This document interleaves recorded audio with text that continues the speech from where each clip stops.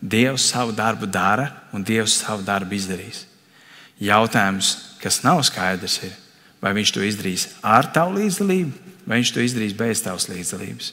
Viens no biežāk uzdotiem jautājumiem kristiešu starpā ir, kāda ir Dieva griba priekš manas dzīves?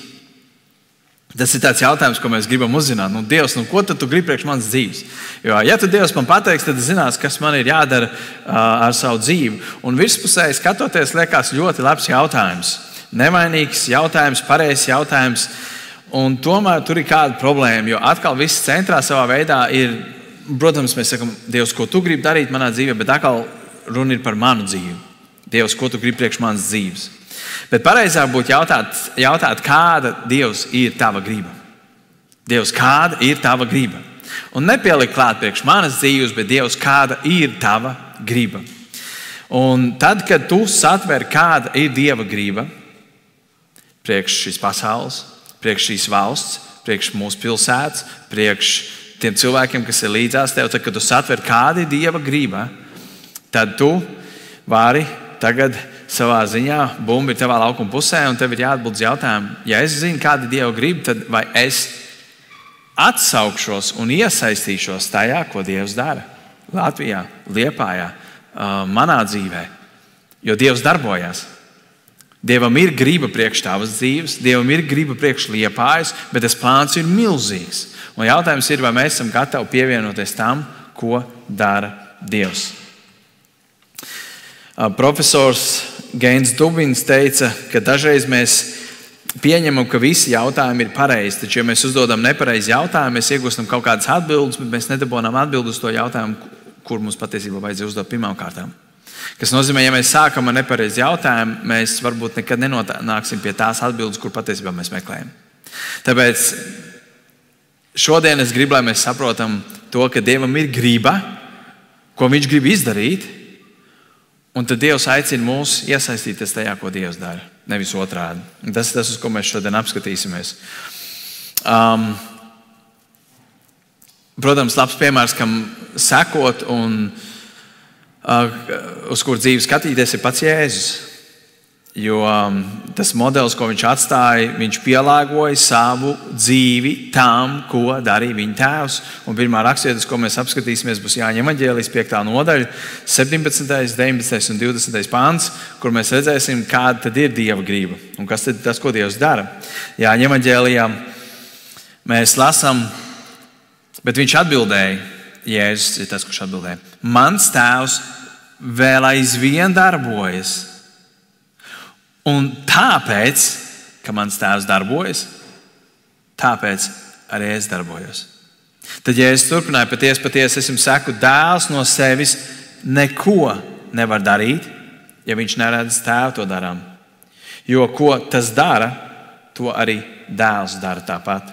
Jo tēvs mīl dēlu un tam rāda visu, ko pats dara. Un viņš tam rādīs vēl lielākus darbus nekā šos, ka jūs brīnīsieties. Ja mums būtu jāatbild uz tādiem ļoti vienkāršiem jautājumiem no šī teksta, kurš ir tas, kurš vienmēr darbojas? 17. pantā. Ko es redzēju? Kurš ir tas, kurš darbojas?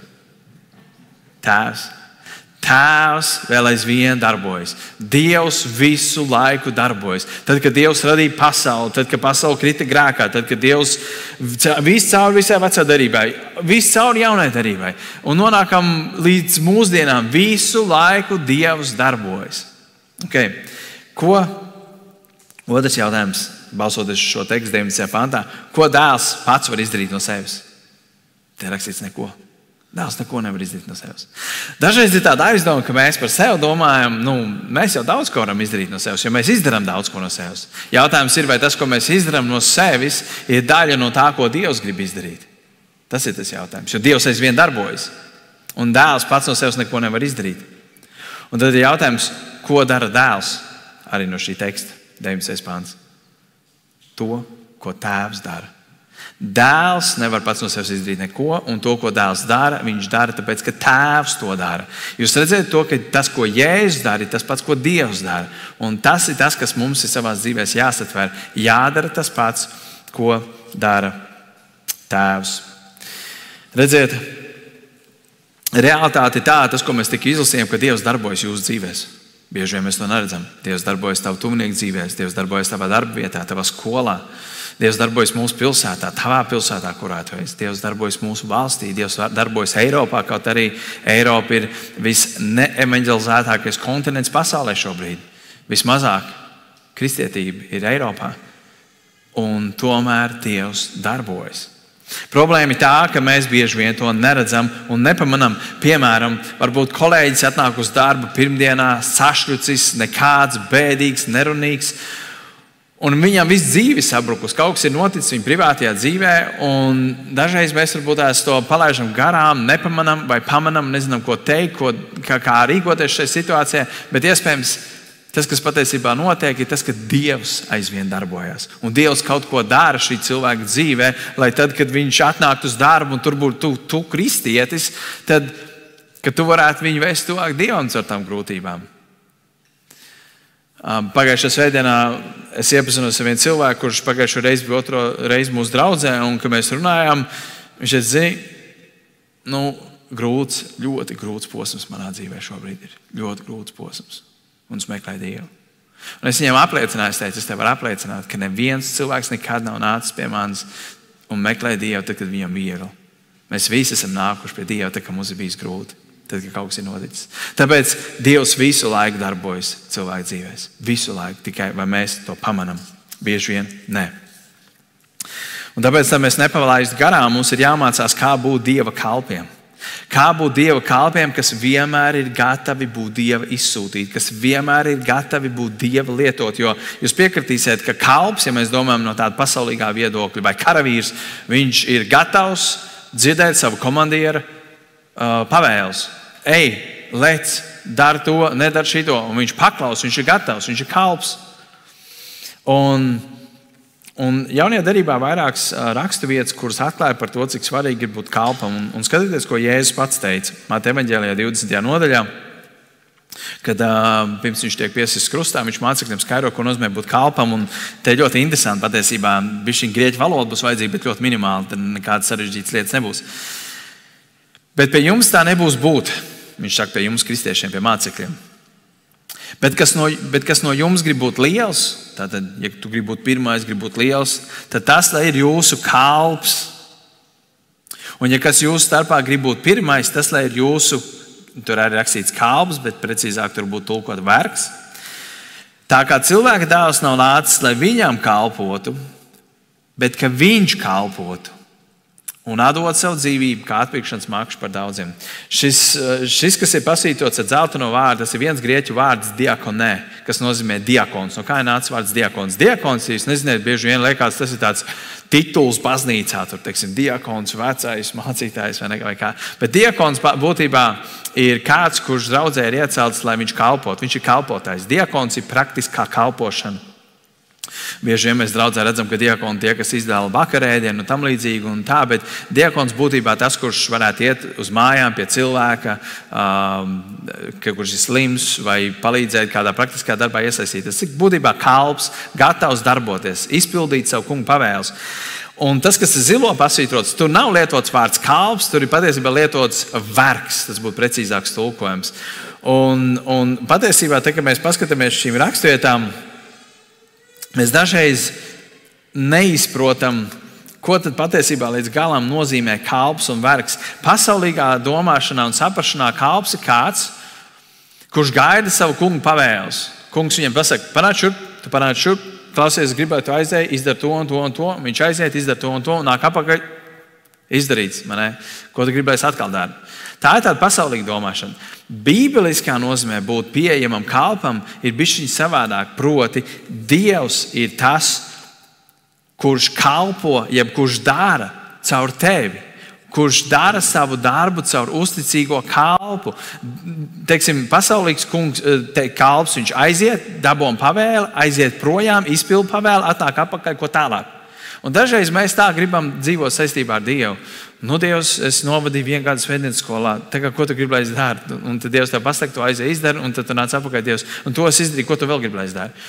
Tas nav tas, kā mums būtu primāri jāskatās uz to, ko Dievs grib darīt mūsu dzīvē. Primāri mums būtu jāskatās to, ka Dievs ir tas, kurš visu laiku darbojas. Jautājums ir, vai tad, kad Dievs pienāk pie tevis, viņš saka, Klaus, grib, lai tu kaut ko izdari. Un Dievs grib darboties ar tevi. Un tad jautājums, vai tu esi, teiksim, kā māls Dieva rokās, kur Dievs var lietot un veidot priekš savas valstības, ja tomēr tu esi spītīgs, pretojies un neesi gatavs būt Dieva lietots.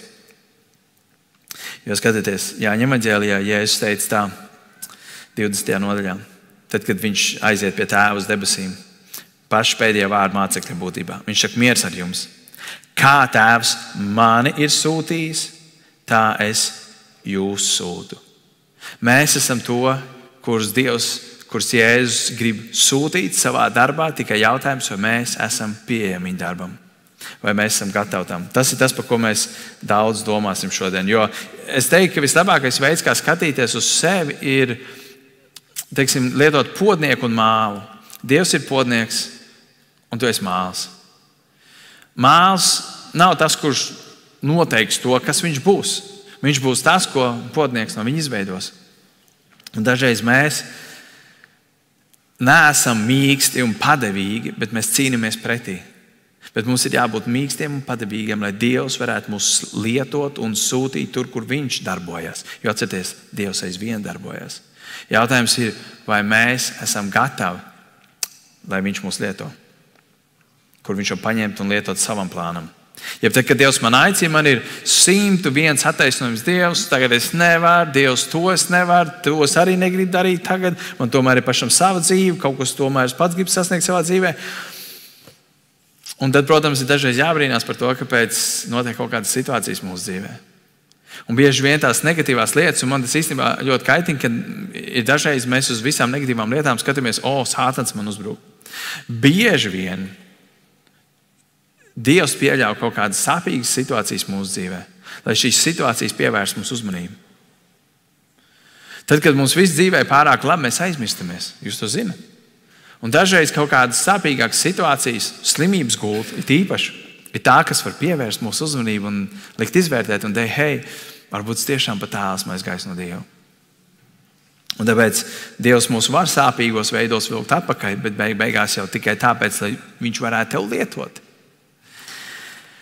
Un brīnišķīgs piemērs, ko mēs apskatīsimies Bībelē, būs Mūzes. Un kāpēc viņš ir brīnišķīgs piemērs? Tāpēc, ka tad, kad Dievs aicināja Mūzu, un tagad, jo es teiktu tā, Mūzus ir viens vārds, ko izdzirdot jebkurš cilvēks pasaulē, ticīgs vai neticīgs, viņš saprot, ka tas ir kaut kas ar tevo Bībeli saistīts. Visi ir dzirdējuši Mūzu. Un tie, kas neko daudz nezin par viņu, noteikti kaut kāds liels vīrs Bībelē. Bet tad, kad Dievs viņu aicināja, viņš absolūti pilnībā nebija gatavs būt Dieva lietots. Un tad, kad mēs skatīsimies uz Mūzu, es zinu vienu lietu. Esot draudzes darbā pietiekoši ilgi, es zinu vienu lietu. Tad, kad mēs kādreiz meklējam kādus kalpotājus, tad, kad mums vajag kādus, kur atsauksies, tad bieži vien tas attaisnojums ir, es jau es neesmu vispār cienīgs. Es taču esmu, pasties kā tie citi, un es tā nevarēšu. Un bieži vien es vienkārši, kāpēc to saku? Tāpēc, ka es nedomāju, ka šeit ir, ja ir, tad lūdzu pienāciet pie manis pēc dievkalpojuma, ja es tevi aizvainošu ar to. Bet es būtu ļoti pateicīgs, ja jūs pienākat pie manis, ja jūs teiktu, nē, Tom, es uzskatu, ka tas ir ļoti piemērots Dieva darbam, es vienkārši brīnos, kāpēc Dievs man neaicina. Tāpēc tu man nepieskaries pie tiem zemajiem. Es esmu ļoti gatavs tagad būt Dieva lietots. Jūs lūdzu pienāciet pie manis, ja tu tā sev reizi. Bet tāpēc, ka es zinu, ka lielākā daļa no jums nedomā neko labu par sevi. Jūs domājat zem par sevi. Jūs vienmēr salīdzināt, kā viņi dzied. Es tā nekad nevarētu, kā Toms runā, es tā nekad nevarētu. Kā viņi kalpo jauniešiem, es tā nekad nevarētu. Kā viņi kalpo bērniem, es tā nekad nevarētu. Pasties, kā viņi spēja aizlūgt. Es nekad tā nevarētu. Vai tehniskie cilvēki tur liek tos vārdus un tās kameras un tās šausmas, man īpaši. Un es tā nevarētu. Un jūs domājat zem par sevi. Bet ja stāstās gribēšu, lai jūs to arī tā domājat, jo tad jūs ieraudzīsiet, ka Dievs jūs patiesībā tieši tādus var lietot. Viena lieta, pirms ejam iekšā Mūzes stāstā, es gribu atgādināt to, ko mēs redzam Bībelē, gan arī visos stāstos, kad Dievs kādus aicina. 3 lietas. Tad, kad Dievs runāja, tam klausītājiem, uz ko Dievs runāja, bija skaidrs, ka Dievs uz viņu runā, ka tas ir Dievs. Otrkārt, viņš saprata, ko Dievs saka. Un treškārt, viņš zināja, kas viņam jādara. Viņš zināja, ka tas ir Dievs, viņš zināja, ko Dievs saka, un viņš zināja, kas viņam jādara. Vienīgā problēma tajā visā ir tas pēdējais, vai tu ies un to darīsi. Un es domāju, ļoti līdzīgi bijis mūsu dzīvē. Nav tā, ka mēs nebūtu Dievu dzirdējuši, nav tā, ka mēs nezinām, ko Dievs saka, un nav tā, ka mēs nezinām, kas mums ir jādara.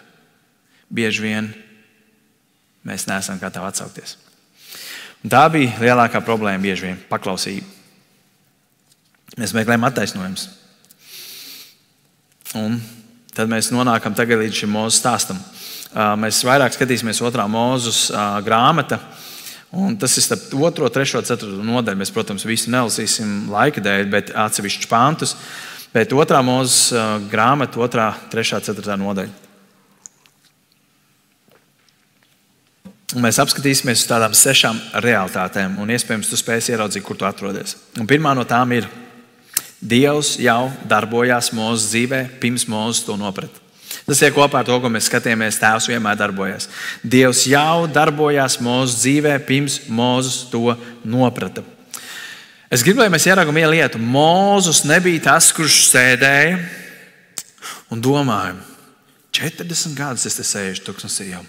Ko es varētu darīt priekš Dievam? Es zinu, ko es varētu darīt. Jāiet Izraēla tauta izvest ārā no gūstas. Ko viņi tur ņemās tik ilgi? Man te ir tik labi aiz kanīt un miers, un neviens man te nevergojas. Es varu strādāt, kad gribu, un nāk mājā, kad gribu. Es iešu un glābšu Izraēlu. Tā nebija. Mūzes nebija tas, kurš inicijēja Izraēla glābšanas plānu, bet Dievs jau 400 gadus iepriekš bija noteicis, ka tā notiks. Viņš bija noteicis, kad viņi kļūs par vergiem, un viņš bija noteicis dienu un minūti, kad viņš viņus izvedīs ārā un kā viņš viņus izvedīs ārā. Jūs to zināt pareizi. Tad mēs to redzam, tas bija Bībelē rakstīts. Tad mēs redzam, ka Dievs jau darbojas Mūzes dzīvē, pirms Mūzes to noprata. Tad mēs zinām, ka tad, kad Mūzes piedzima, jūs zināt, kas notika? Tika izdot pavēle nogalināt visus zīdaiņus. Un Mūzes bija viens no retajiem, kurš izbēga, kur Dievs brīnumainā kārtā izglāba. Viņš netika nogalināts. Un beigās viņš bija tas, kurš izved visus vergus no Eģiptes zemes. Mēs redzam, ka Dievs darbojās Mūzes dzīvē jau sen, pirms Mūzes vispār to noprata, ka Dievs darbojās. Un es zinu, ka mūsu dzīvēs bieži vien ir ļoti līdzīgi. Tev liekas, vispār nekas nenotiek manā dzīvē. Bet Dievs visu laiku darbojās. Visu laiku viņš darbojās. Dievs pieļauj situācijas, kā es teicu, tavā dzīvē, tavu tuvnieku dzīvē, kolēģu dzīvēs, kas liek viņiem meklēt Dievu, un tad mums ir jābūt kā šīm zīmēm, kas var norādīt viņiem uz Dievu. Tā ir pirmā lieta. Tos gribu, lai mēs saprotam. Dievs darbojas mūsu dzīvē. Tā ir pirmā realitāte. Otrā realitāte. Dievs meklēja patiesas un mīlestībā balstītas attiecības ar pašu Mūzu. Tas ir nākošais. Dievs vēlās ar mums personīgas attiecības. Viņš nevēlas tādus kalpus, ka viņš vienkārši, teiksim, noalgo kalpus 1, 2, 3, 4, 5. Nu, tad nāciet, kurš būs gatavs darīt. Viņš grib personīgas attiecības ar katru vienu no jums. Un mēs zinām, ka Dievs atklājās Mūzum caur degošu krūmu. Mēs lasījām to, ka Dievs jau bija darbojies Mūzes dzīvē ilgi, jau pirms tam. Un mēs lasām patiesībā, kopš dzimšanas viņam bija īpašs plāns priekš Mūzes. Un mēs redzam, ka tad, kad Mūzes bija aizbēdzis no Ēģiptes un 40 gadus pavadīja kā avju gans, tad Dievs visur bija kopā ar viņu. Un tad, kad Dievs viņu aicināja iet ārā un izvest Izraēlu tautu no Ēģiptes, tad Dievs teica, es būšu kopā ar tevi visur, kur tu iesi. Un pēc tam, tad, kad Dievs izredzēja nākošo vadītāju pēc Mūzes, kurš bija Jozo, viņš ar Jozo teica, nebīsties un nebaiļojies, es būšu kopā ar tevi, es iešu kopā ar tevi. Tas ir tas Dieva apsolījums. Un tad, kad mēs zinām, ka Mūzes kādā reizē bija uzkāpis kalnā, kur viņš bija 40 dienas un 40 naktis, kur viņš saņēma baušļus, viņš nokāpa lejā, tur rakstīts, ka viņa vaigs spīdēja. Tā kā saule spīd un kāda vaigs spīd, piemēram, kuriem tur bišķiņ trāp, man jūs vairāk spīd, kas ēnā sēž, tiem vaigs tā nespīd. Un kad Mūzes nokāpa no kalna, viņa vaigs spīdēja no tā tuvuma, kurā viņš bija bijis. Un tieši tāpatās arī Dievs vēlās būt tuvās attiecībās, personīgās attiecībās ar tevi. Kad mēs sanākam svētdienā kopā, jā, mēs šeit esam kā draudze. Mēs mīlam būt kopā ar brāļiem un māsām un satikt kādus cilvēkus, kurus mēs satiekam reizi nedēļā vai vēl retāk. Un mēs dzirdam kādas liecības, mēs dzirdam kādus stāstus un mēs varam kopīgi pielūgt un slavēt Dievu. Tas ir brīnišķīgi. Bet vispamatā ir jābūt, ka tev ir personīgas attiecības ar Dievu. Un Dievs grib personīgas attiecības ar tevi.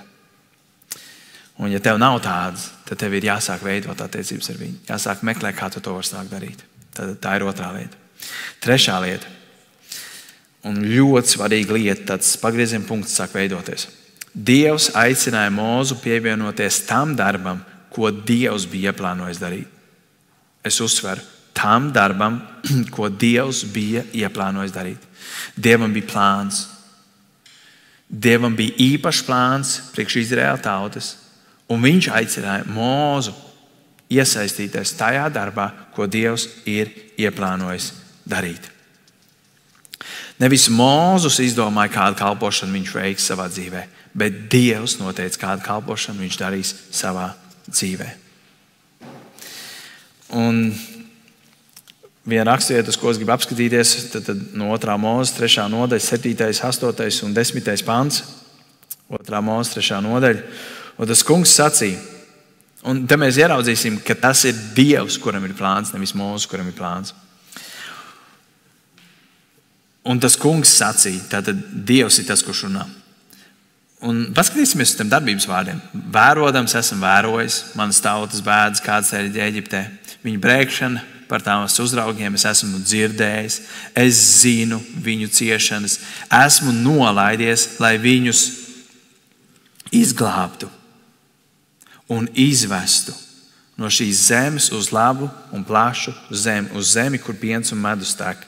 Un tad viņš saka Mūzum, tagad ej, es tevi sūtīšu pie faraona, izved manu tautu Izraēlu bērnus.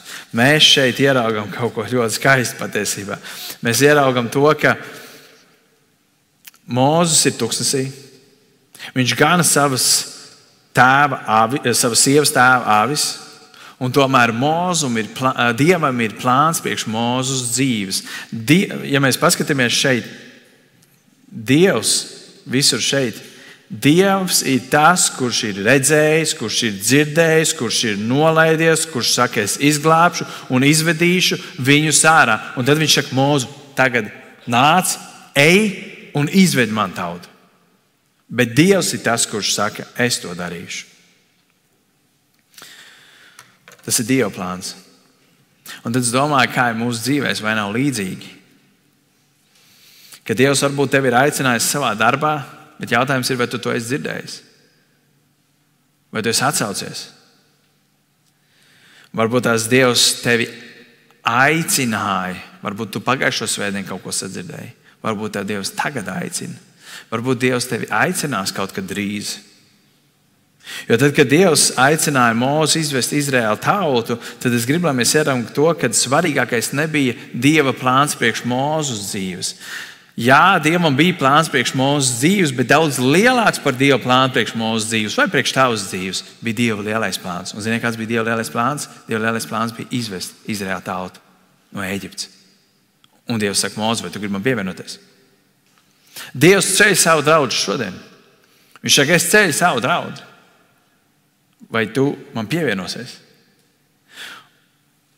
Un dažreiz cilvēki, es to nesen pieminēju, man ļoti patīk tas nosaukums. Es kādreiz lietoju to svētkrunu ar nosaukumu soliņu daldētājs vai laukuma spēlētājs. Tu vari būt laukuma spēlētājs vai tu vari būt soliņu daldētājs. Un daudzi, es teikšu tā, baznīcēni, ticīgie, savas dzīves ir pavadījuši deldējot solis. Es nezinu, vai tas ir iemesls, kāpēc viņš šos solis, tā kā mēs runājam, ka es teicu, gribētu tos solis nomainīt uz mīkstiem krēsliem, tad šīs draudzes priekšnieks teica, tas viens solis maksā 1000 eiro apmēram šobrīd te vērtībā. Kārtīgs. Viņš ir 100 gadus nostāvējis. Es nezinu, vai viņi taisīja no kārtīgiem materiāliem, tāpēc, ka viņi zināja, ka lielākā daļa būs soliņu daldētāji un vajadzēs izturīgs solis, lai nebūtu bieži jāmaina. Bet te ir tas jautājums priekš tevis. Vai tad, kad Dievam ir plāns, ko viņš dara šeit Liepājā? Vienkārši iedomājies uz brīdi. Dievs saka, es nākošo 10 gadu laikā gribu izglābt 30,000 cilvēkus Liepājā. Liels plāns. Dievs saka, man tam būs vajadzīgi daudz strādnieku.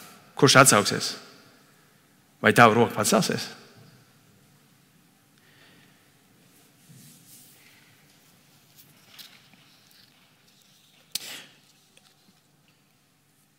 Tad, kad mēs skatāmies visu caur Bībelē, tad, kad Dievs aicina kādus cilvēkus, es vienkārši gribu jums iedot to, parādīt to, ka visos stāstos, kad Dievs kādu aicina, tas nav tā, ka cilvēkam ir savs plāns un viņš saka, Dievs svētī man plānu, bet mēs redzam, ka Dievs aicina, viņam ir plāns priekš tā cilvēka. Dievs aicināja ķēniņu Dāvidu, Dievam bija īpašs plāns priekš ķēniņu Dāvidu.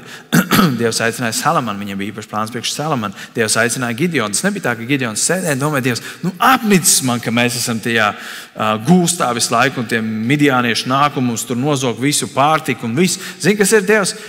Man ir apnicis. Es iešu, celšos, vai tu nāks un svētīsi mani un manu kara gājienu, lai mēs gūstam uzvaru. Un Dievs saka, zini, labi doma, jā, man arī bija apnicis. Ej, tā nebija.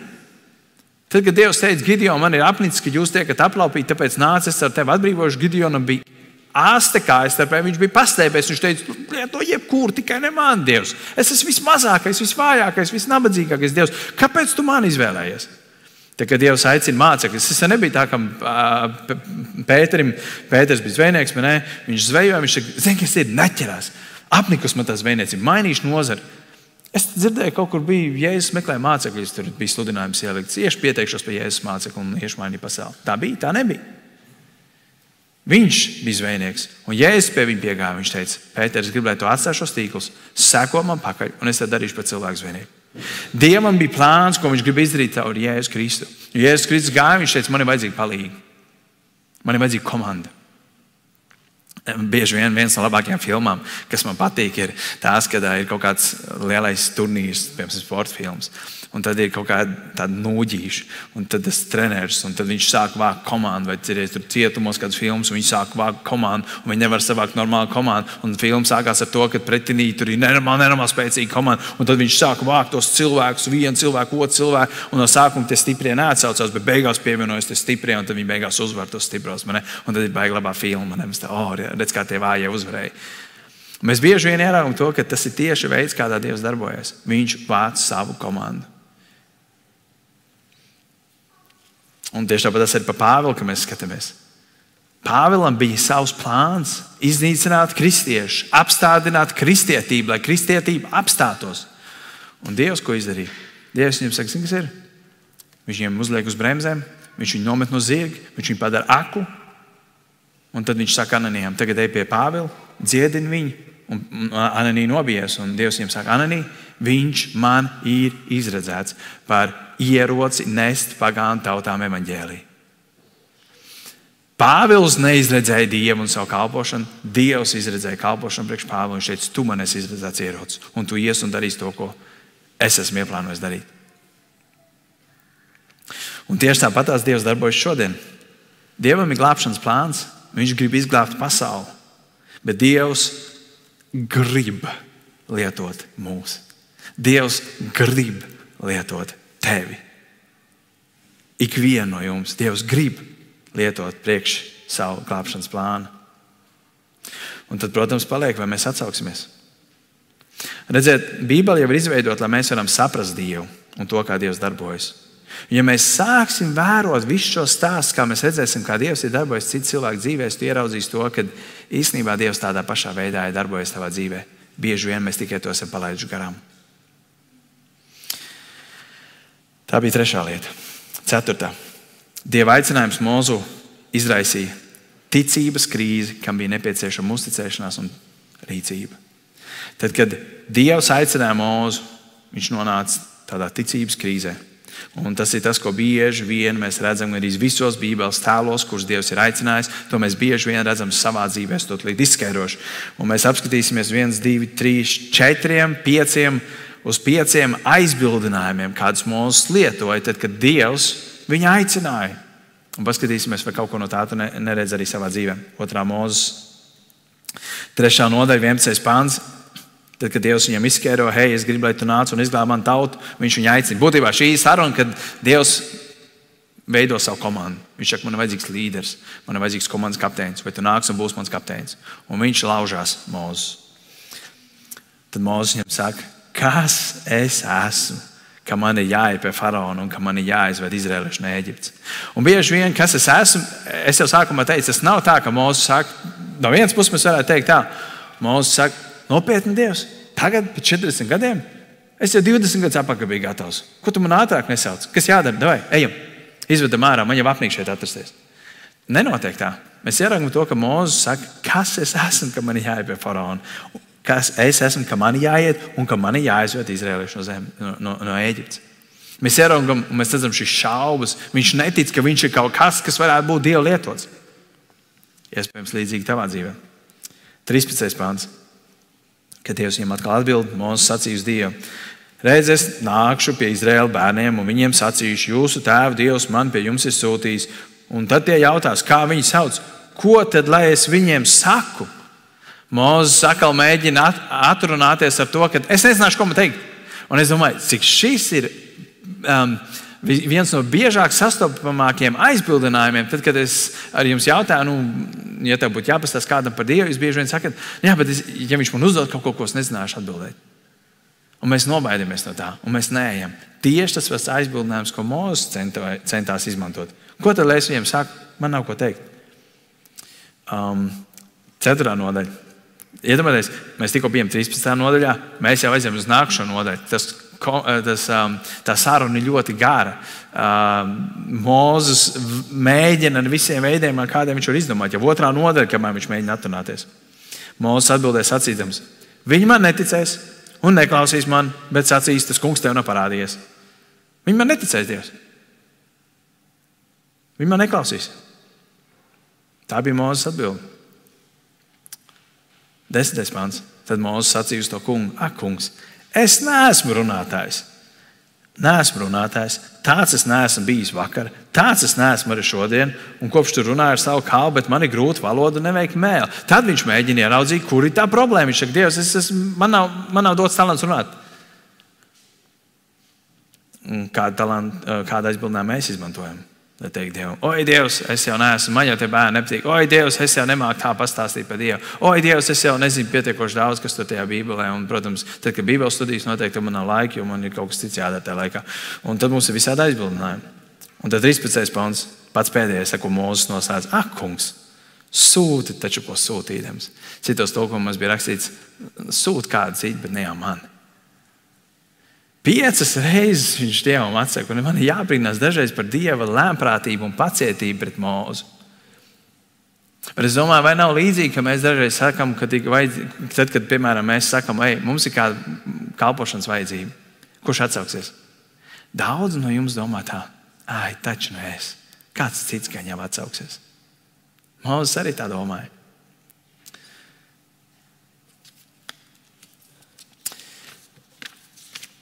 Piektā lieta. Mūzum. Tā bija tā ticības krīze, kas viņam bija. Tad, kad viņš tika pāri šai ticības krīzē, veids, kā viņš tika pāri, Mūzum bija jāveic lielas izmaiņas savā dzīvē, lai pievienotos Dieva darbam. Iemesls, kāpēc mēs dažreiz nevaram piedzīvot Dievu un to, ka Dievs mūs var lietot, tāpēc, ka Dievs saka, tas, kur tu šobrīd atrodies, un tas, kāda ir tava dzīve, viņa nav piemērota, lai es tev varētu lietot. Mums ir jāveic milzīgas izmaiņas, lai kaut kas varētu mainīties.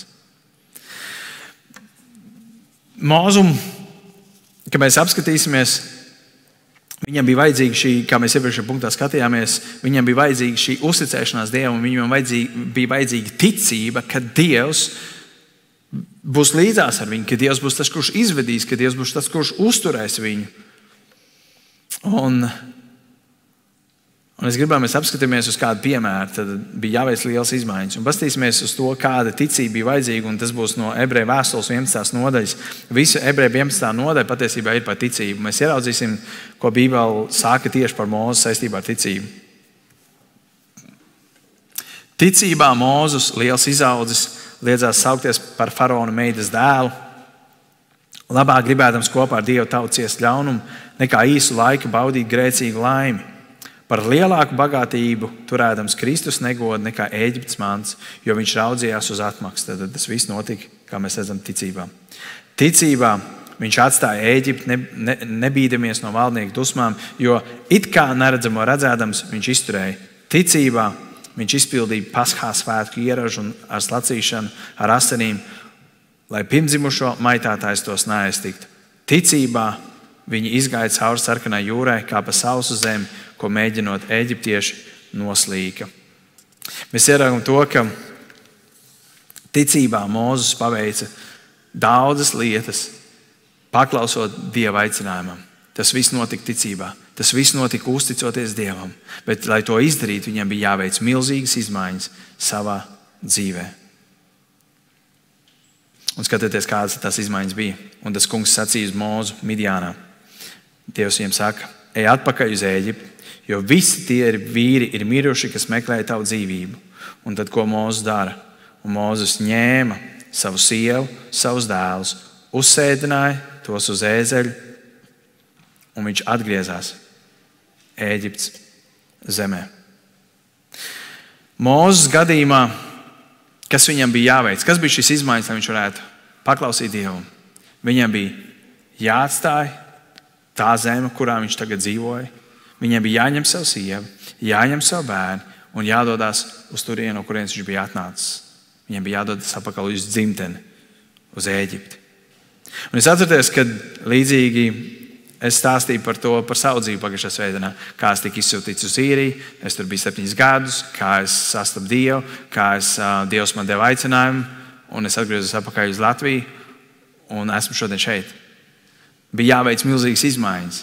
Man bija jāatstāj darbs, man bija jākāp lidmašīnā, vienvirziena biļete, jāatbrauc uz Latviju un jāsāk dzīvot Latvijā. Pilnīgi absolūti nezinu, kā tas būs. Bet es ticēju, ka Dievs kaut ko grib izdarīt ar manu dzīvi. Un tad ir jautājums, vai tu būsi gatavs darīt, veikt, tā kā mēs tikko skatījāmies. Mūzum bija jāveic lielas izmaiņas savā dzīvē, lai pievienotos Dieva darbam. Vai tu esi gatavs veikt lielas izmaiņas savā dzīvē, lai pievienotos Dieva darbam? Jo Dievs darbojas. Tas ir tā, vilciens iet, viens vagons aiziet, otrs vagons aiziet, trešais vagons aiziet. Vai tu liksi iekšā? Dievs darbojas. Katru dienu vagons aiziet, viens vagons aiziet. Vai tu liksi tajā darbā, ko Dievs dara? 6. lieta, pēdējā. Mūzus, paklausot un ejot ticībā, piedzīvoja un iepazina, ka Dievs ir uzticams un Dievs pabeidz savu darbu caur Mūzu. Nevis es pabeigšu savu kalpošanu, es nodošu savu kalpošanu, vai Mūzes pabeidz savu darbu, ko viņš bija ieplānojis, bet tad, kad viņš paklausīja un gāja ticībā, viņš piedzīvoja to, ka Dievs ir uzticams. Un gal galā Dievs bija tas, kurš pabeidz savu darbu caur Mūzu, jo viņš uzticējās Dievam. Viņš piedzīvoja Dieva brīnumus. Un es gribu, lai mēs paskatāmies un ieraugam, ļoti ātri mēs iziesim vienam tādam stāstam Mūzes dzīvē cauri. Un tad mēs varēsim ieraudzīt, vai es tāpat rīkojos, ka Dievs man aicina, ja tomēr nē. 2. Mūzes 14. nodaļa. 15. 17. pants. Es laiku mēģināšu uzsvērt, ko Dievs saka un ko Mūzes dara. Un tas kungs sacīja uz Mūzu: ko tu brēc uz mani? Saki Izraēla bērniem, lai tie dodas ceļā. Bet tu pacel savu zīzli un izstiep savu roku pār jūru un pāršķel to, lai Izraēla bērni var iziet cauri jūras vidu pa sausumu. Redzi, es nocietināšu eģiptiešu sirdis, ka tie sekos jums. Es pagodināšu sevi faraona un visa viņa karaspēku, viņa ratu un viņa jātnieku priekšā. Dievs saka, es pagodināšu sevi. Tad Dievs to visu saka uz Mūzu. Tālāk. Tad, ko dara Mūzes? Mūzes izstiepa savu roku pār jūru, un tas kungs lika jūrai. Spēcīgam austrumvējam pūšot plūst atpakaļ visu nakti, un viņš darīja, Dievs darīja jūru par sauszemi, un ūdeni pāršķēļās. Un Izraēla bērni iegāja jūras vidū pa sausumu, un ūdeņi tiem bija kā vāņi pa labi un pa kreisi. Eģiptieši dzinās viņiem pakaļ, un visi faraona zirgi, un viņa rati, un viņa jātnieki iegāja uz viņiem jūras vidū. Tad tas kungs sacīja uz Mūzu: izstiep savu roku par jūru, lai ūdeņi atgriežas par eģiptiešiem, par viņu ratiem un par viņu jātniekiem. Un Mūzus izstiepa savu roku par jūru, un jūras ūdeņi atgriezās rīta ausmā savā vietā, un eģiptieši bēga tiem tieši pretim. Tā tas kungs nogremdēja eģiptiešus jūras vidū. Un tad mēs redzam, bet Izraēla bērni izgāja cauri jūras vidu pa sausumu, un ūdeņi tiem bija kā vāņi pa labi un pa kreisi. Un tā tas kungs tanī dienā izglāba Izraēlu. Kurš izglāba? Tas kungs izglāba Izraēlu no eģiptiešu rokām Un Izraels redzēja eģiptiešus mirušus guļam jūras malā. Tā Izraels redzēja lielo spēku, ko tas kungs bija parādījis pret eģiptiešiem, un rezultāts bija tāds. Un tauta bijās to kungu, ticēja tam kungam un viņa kalpam Mūzum. Mēs redzam, Dievs dod pavēli, Mūzes izpild. Dievs dod pavēli, Mūzes izpild. Dievs dod pavēli, Mūzes izpild. Un beigās rezultāts ir tam, ka citi cilvēki bijās Dievu, ticēja Dievam un viņi kalpo Mūzum. Tas ir tas, ko mēs piedzīvojam, tad, kad mēs paklausām Dieva vārdam.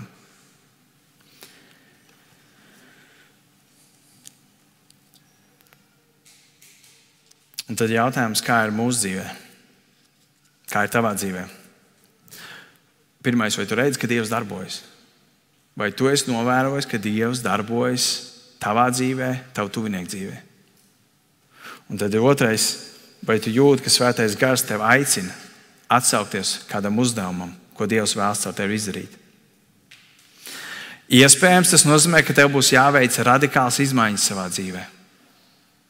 Tev būs jāveic radikāls izmaiņas savā dzīvē. Jautājums, vai tu esi gatavs uz to? Varbūt tu domā, jā, Tom, tu lieto Mūzes piemēru. Mūzes piemēru. Kas es esmu? Iepratī Mūzumu. Viņš sarakstīja pirmās Mūzes grāmatas, viņš bija viens no lielākajiem vīriem, kāds Bībelē vispār ir pierakstīts. Un tagad tu gribi teikt, nu jā, redz, Mūzes darīt, nu tad dari tu tāpatās. Tik vienkārši, man ne? Es esmu parasts cilvēks. Ok, super. Tas ir labs arguments. Elija, Jākaba vēstule 5. nodaļa. Elija bija cilvēks, līdzīgs mums, tāds pats kā tu un es. Bet lūgdams lūdza lietus nelītu, un nelīja virs zemes 3 gadus un 6 mēnešus. Arti, mēs pirms dievkalpojuma runājam par to, ka viņš darbojas lauksaimniecībā, un tur ir tā, ka ja lietus līs, tad nevar lauks novākt un tam līdzīgi. Un tad lietuslība bija jāapstājas, tad kā varēja turpināt un tā. Un būtu jau forši, Arti, ja tu noticētu tam, ka tu neesi parasts, ka Dievs tev var lietot, teikt, labi, lai augustā nelīs lietus, visi ražu varētu novākt. Un mums bieži vien liekas, tas kaut kas nereāls. Bet te ir rakstīts, Elija lūdza, nelija 6 mēnešu lietus, un atkal viņš lūdza Dievu, un debesis deva lietu, un zeme nes savu augu. Viņš bija parasts cilvēks, un Dievs izdarīja šādu brīnumu. Atkal mēs teiktu, tas bija Elija. Labi. Apostļu darbu 4. nodaļā mēs redzam, ka Pēters un Jānis dziedina vienu klibo cilvēku. Un tad, kad viņi izdziedināja, visiem bija brīnums, tur bija wow! Un viņi teica, kā jūs to izdarījāt, kā jūs to varējāt izdarīt? Un viņi brīnījās, un tad viņi teica, mēs jau to neesam izdarījuši savos spēkos. Viņi teica, to Dievs ir izdarījis, un tad viņus paņēma, arestēja, un tagad viņi atrodas tiesas priekšā, un skatieties, ko mēs lasām. Kad tiesa redzēja Pētera un Jāņa drosmsirdību, un viņi noprata, ka viņi ir nemācīti un vienkārši cilvēki, tāds pats kā tu un es, nemācīti, un varbūt kāds teikt, nē, es esmu ļoti mācīts, man tur ir tik un tik izglītības, un vēl jau vairāk. Tad rakstīts, tad, kad viņi noprata, kas par drošsirdību, un te ir rakstīts, un viņi brīnījās. Bet tas skaistais tajā ir, viņi arī uzzināja, ka tie ir bijuši kopā ar Jēzu. Tad, kad tu esi bijis kopā ar Jēzu, tu varbūt esi nemācīts, tu varbūt esi vienkārši cilvēks, bet tas, ko Dievs caur tevi var izdarīt tādas lietas, ka citi brīnīsies. Kā? Bet viņš taču ir parasts darbinieks, viņš taču ir parasts cilvēks. Kā viņš to var izdarīt? Ja tu sevi ieliks Dieva gribā un ļaus Dievam tev lietot, tad tu piedzīvos šādas lietas. Un pēdējais piemērs tajā ziņā ir Lūkas evaņģēlijas 7. nodaļa, 28. pants, kur runa ir par Jāņa Kristītāju. Jāņa Kristītāja aktīvā kalpošana bija varbūt pusgads, cik viņš aktīvi kalpoja. Un te ir rakstīts, Jēzus teica tā, no visiem cilvēkiem, kas dzimuši no sievām, neviens pravietis nav lielāks par Jāņa Kristītāju. Un es dažreiz domāju par to, tad, kad kaut kādi grūti brīži ir un tur veselības problēmas, un tad, kad es esmu domājis, eit nost, varbūt mans laiks ir pienācis, man jāmirst. Ziniet, viena no lietām, par ko es domāju, te brīdi liekas, Dievs nes vēl jauns, gribētu vēl bišķi pakalpot kaut ko, gribētu piedzīvot kaut kādas lietas, gribētu piedzīvot, kā tu dari lietas, ka tu lieto man priekš savas valstības, gribētu kalpot tev vairāk, lai, zini, tā kā man ir kaut 80 gadus, varētu teikt tā, zini, tur stāvēt, trīcošu roku, teikt, jauniem cilvēkiem, es visu dzīvi esmu kalpojis Dievam, man ne? Gribētu to piedzīvot, tas būtu forši. Un domāju, Jēzus saka tā, Jānis Kristītājs kalpoja 6 mēnešus apmēram, un tas, ko viņš izdarīja, tas ir kaut kas wow. Kāpēc tas tā varēja būt?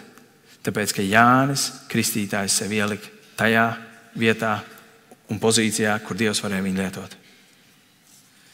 Un tāpēc es gribu teikt, nemēri savu dzīvi pēc pasaules standartiem. Varbūt pasaules acīs tu esi niecīgs, negudrs, nabaks, bet Dieva acīs tu esi kaut kas īpašs. Un atcerieties, es svētdienu iesāku ar to, ka jūs domājat, ka jūs esat niecīgi, jūs domājat, ka nē, es neesmu pievērots tai kalpošanu, lai citi iet un to dara. Ne jau es sūtu, ko sūtīdams, bet ne jau man. Pēdējā raksturvieta un es beidzu. Paskatieties, brāļi, savus aicinātos. Tad tas ir domāts, apskatieties apkārt viens uz otru. Labi, un es zinu, ka tas dažreiz tā ļoti interesanti. Tur kāds var teikt, tas tur ir tāds dakteris, un tas tur ir skolotājs, un tas tur ir vēl tur tāds, nezinu kāds. Taču nav, viņš saka, nav jūsu draudzes vidū. Nav daudz pasaules gudro, tad nav gudro, nav varano, nav augsti dzimušo. Nav. Bet kas ir ģeķīgs pasaulē, to Dievs ir izredzējis, lai liktu kaunā gudros. Kas ir nespēcīgs pasaulē, to Dievs ir izredzējis, lai liktu kaunā stipros. Kas pasaulē ir zems un kas pasaulē ir nicināts un kas nav nekas, to Dievs ir izredzējis, lai iznīcinātu to, kas ir kas, lai nekas, kas ir miesa, nelielās Dieva priekšā. Ja tu šodien jūties, ka tu esi gudrs, un tu esi spēcīgs, un tu esi augsts, un tu neesi nicināts, un tu kaut kas esi, tad lūdzu nāc, mums ir vajadzīgi no vienas puses tādi cilvēki, kas varētu darboties. Un Dievam ir tādi cilvēki vajadzīgi. Bet ja tu esi otrā grupā, un tu saki, es neesmu tas gudrākais, es noteikti esmu nespēcīgs, noteikti esmu zems, es noteikti esmu nicināts, un es esmu nekas, tad es tev varu apsveikt. Super. Tu esi perfekts produkts, lai Dievs tev varētu sākt lietot priekš savas valstības. Perfekts. Mūzes bija tāds, pirms Dievs viņu aicināja. Mūzes meklēja attaisnojumus, un mēs meklējam attaisnojumus. Un tas, ko es jūs gribu aicināt, ir Dievs darbojās visu laiku. Dievs darbojas mūsu draudzē, Dievs darbojas citās draudzēs, Dievs darbojas Liepājā, Dievs darbojas Latvijā. Dievs savu darbu dara un Dievs savu darbu izdarīs. Jautājums, kas nav skaidrs, ir, vai viņš to izdarīs ar tavu līdzdalību, vai viņš to izdarīs bez tavas līdzdalības. Es gribu būt, lai Dievs to izdarītu ar manu līdzdalību. Es gribu būt dievdarīgs. Es ticu, ka jūs gribat būt dievdarīgi. Un tā ir tava atbildība. Vai tu ļausi Dievam sev lietot priekš viņa valstības? Es nezinu, uz ko Dievs jūs aicina šodien. Es nezinu, uz kur Dievs ir runājis un ko viņš tev ir teicis. Bet tas paliek tavā ziņā, ko Dievs vēlas ar tevi izdarīt. Mans uzdevums ir jums iedot šos rīkus, šīs 6 patiesības, bet tev ir jāierauga, kur tu tajā visā atrodies. Lūksim Dievu. Debes Tēvs, mēs pasakāmies to, ka tu darbojies. Ka tu darbojies šodien. Ka tu darbojies Liepājā, ka tu darbojies Latvijā, ka tu darbojies pie mums. Debes Tēvs, es lūdzu, kad kaut arī mēs esam kā Mūzus sākumā meklējām attaisnojumus, kāpēc mēs neesam derīgi. Varbūt tas ir tāpēc, ka mēs domājam, ka mēs gribam paši sasniegt kaut kādas lietas savā dzīvē. Tad tomēr Dievs, tu darbojies. Un beigās tas, ko tu dari, tas būs tas, kas paliks. Viss, ko mēs būsim cēluši paši saviem spēkiem, vai paši ar savām dzīvēm, vai priekš savām dzīvēm, Dievs, tas viss mūžībā, tas iznīks, tam nebūs nekāda vērtība. Un tāpēc es lūdzu, un es ticu, ka tu esi runājis uz kādu, ka tu esi aicinājis kādus, kādiem iespējams ir jāveic lielas izmaiņas savā dzīvē, lai viņi varētu tev paklausīt, lai viņi varētu tev atsaukties. Bet es Tēvs lūdzu, lai viņiem būtu atvērts savus dzirdēt. Es lūdzu, lai katrs ik viens varētu atsaukties tev, nenobaidīties un piedzīvot to, ko tu dari, Jēzu. būt daļai no tā, ko tu dari. Jo stāsts nav par mums, bet stāsts ir par to, ko tu dari.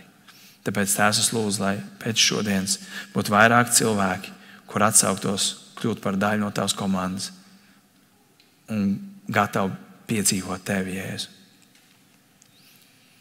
To mēs lūdzam tavā vārdā. Amen.